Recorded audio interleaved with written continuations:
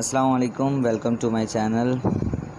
उम्मीद करता हूँ कि आपको लेक्चर्स पसंद आ रहे होंगे। अगर लेक्चर्स पसंद आ रहे होंगे तो चैनल को सब्सक्राइब और वीडियो को लाइक करना मत भूलिएगा।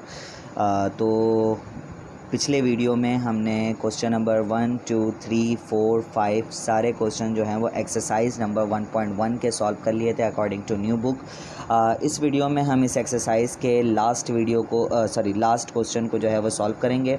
तो ये बड़ा ही आसान सा क्वेश्चन दिया हुआ है। इसमें क्या करना है, आपने टिक करना है, या तो टिक कर दें या फिर आप ट्रू या फिर फॉल्स लिख दें। ठीक है, इन्होंने कहा है कि टिक द करेक्ट स्टेटमेंट। जो सही बात है उस पर आप ट्रू लिखें, जो गलत बात है उसमें क्या लिखें, आप फॉल्स लिखें। तो इन्होंने कहा 5/7 is an example of irrational number. तो इसको आप सॉल्व करके देख लें। इर्रेशनल नंबर वो होते हैं जो कि नॉन टर्मिनेटिंग हो। ठीक है, पहली बात तो ये नॉन टर्मिनेटिंग हो, नॉन टर्मिनेटिंग के बाद क्या हो, नॉन रिपीटिंग हो। ठीक है, अगर वो नॉन रिपीटिंग और नॉन टर्मिनेटिंग होते हैं तो वो क्या होते हैं, इर्रेशनल नंबर। तो देखते हैं कि 5/7 के साथ ऐसी कोई कहानी हो रही है कि नहीं हो रही। तो मैं इसको 5/7 को क्या कर लेता हूँ, डिवाइड कर लेता हूँ। तो 5 डिवाइडेड बाय 7। तो देखें भाई 0.7142857714। पॉइंट के बाद 9 डिजिट्स हैं, मतलब नॉन टर्मिनेटिंग हो गया।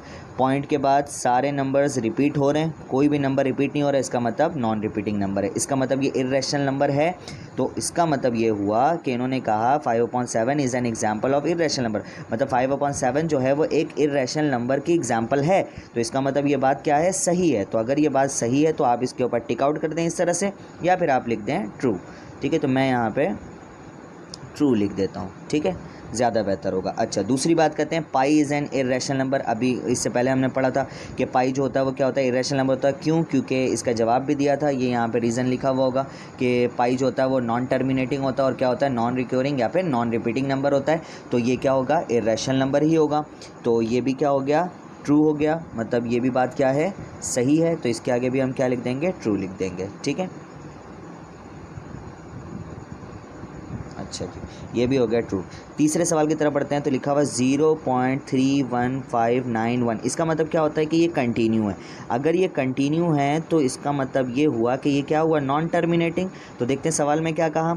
ये कहा है कि ये नंबर जो है is an example of non terminating and non decimal fraction. ठीक है, इसका मतलब ये जो नंबर है ये क्या है, नॉन टर्मिनेटिंग की एग्जाम्पल है। तो ये बिल्कुल सही बात है। अगर पॉइंट के बाद डॉट डॉट डॉट हो तो इसका मतलब वो नॉन टर्मिनेटिंग हो, तो इसका मतलब ये भी क्या है, ट्रू ही है। ठीक है, तो इसके आगे भी क्या लिख दिया, ट्रू।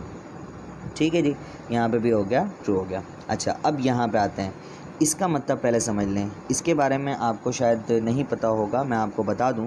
0.12 और 3 के ऊपर ये बार लगा के शो किया है। इसका क्या मतलब होता है, इसका मतलब ये होता है कि ये नंबर कुछ इस तरह से है। देखें 0.12, अब इसके आगे 3 के ऊपर बार लगाया हुआ ना, इसका मतलब ये बताना चाह रहे हैं कि 3 रिपीट होता जा रहा है। ठीक है, रिपीट होता ही चला जा रहा है इस तरीके से, डॉट डॉट डॉट। क्लियर है, इसका मतलब ये हुआ।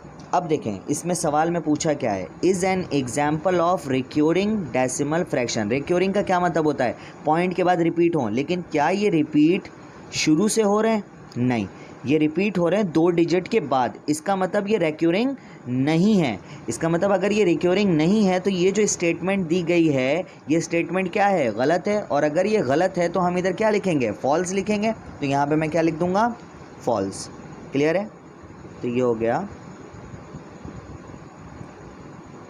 फॉल्स। ठीक है, अच्छा भाई, अब आगे बढ़ते हैं। अब ये कहा कि 1/3 और 2/3 आर लाइंग बिटवीन 0 एंड 1। मतलब 0 और 1 के दरमियान के जो नंबर होते हैं 1/3 और 2/3, दो नंबर ऐसे होते हैं जो प्रीवियस वीडियो में हमने निकालना सीखा।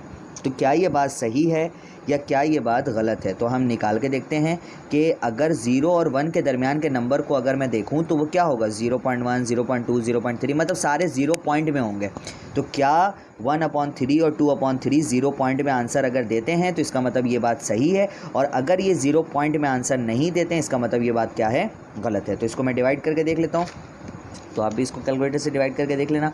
तो पहला क्या है, 1/3, तो 1/3, तो ये आया 0.33, पहला तो सही है भाई।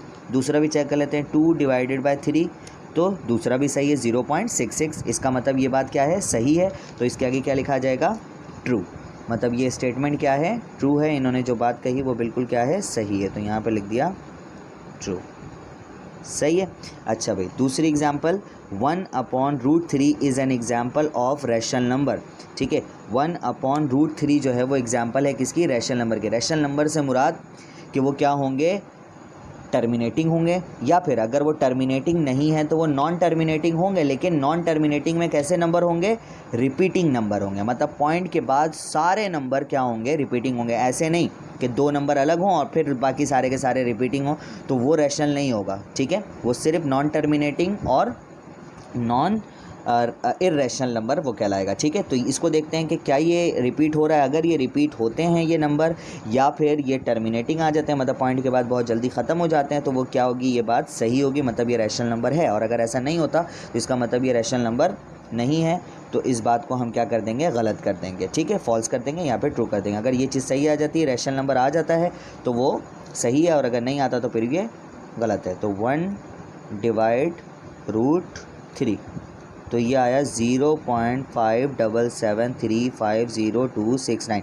पहली बात तो ये कि ये नॉन टर्मिनेटिंग है, क्यों, क्योंकि पॉइंट के बाद 9 डिजिट्स हैं। ठीक है, दूसरी बात ये कि पॉइंट के बाद ये रिपीट नहीं हो रहा है। तो एक तो ये नॉन टर्मिनेटिंग भी है, ऊपर से ये क्या है, नॉन रिक्योरिंग भी है, या फिर नॉन रिपीटिंग भी है। तो इसका मतलब जो नॉन टर्मिनेटिंग हो और जो नॉन रिक्योरिंग हो, उस नंबर को हम क्या कहते हैं, उस नंबर को हम इर्रेशनल नंबर कहते हैं। और इन्होंने क्या कहा कि ये नंबर क्या है, रैशनल नंबर। तो इसका मतलब इनकी बात क्या है, गलत है। तो ये क्या हो गया, फॉल्स हो गया। ठीक है जी, ये हो गया फॉल्स। तो इसी तरीके से ये एक्सरसाइज हमारा क्या हुआ, इख्तिताम पजीर हुआ। तो उम्मीद करता हूँ कि इस एक्सरसाइज में जो कुछ समझाया आप लोगों को अच्छे तरीके से समझ में आ गया होगा। अगर कोई डाउट आपके रह जाते हैं तो आप कमेंट सेक्शन में ज़रूर पूछें। ठीक है, और आपको ज़रूर इसका आंसर दिया जाएगा। आप चाहें तो व्हाट्सएप नंबर दिए गए हैं यहाँ पे स्क्रीन में, आपको दिखाई दे रहा होगा। तो आप व्हाट्सएप नंबर में भी मुझसे सवाल कर सकते हैं। मैं आपके डाउट ज़रूर क्लियर करूँगा इंशाअल्लाह अज़्ज़ा वजल। और आप चाहते हैं कि इसी तरीके से मैं और वीडियोज़ बनाते रहूँ, तो वीडियो को लाइक करें और अपने दोस्तों के साथ शेयर करें, और चैनल को सब्सक्राइब करें ज़्यादा से ज़्यादा। तो तब तक के लिए मुझे इजाज़त दीजिए। अस्सलामु अलैकुम व रहमतुल्लाहि व बरकातुहू।